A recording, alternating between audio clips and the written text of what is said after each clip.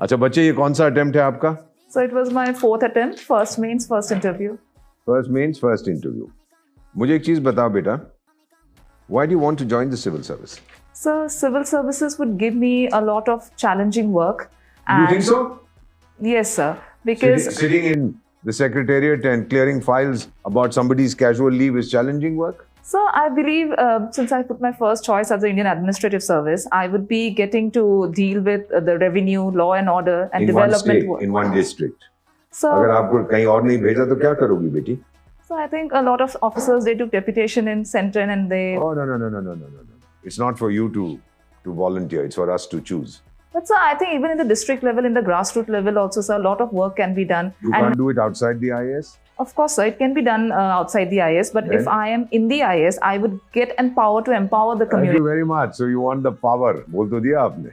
So that would be used to empower the Am I saying- communities. You want the? I'm not asking you what you'll do with it. You want the power? मजा आता है ना power होने से.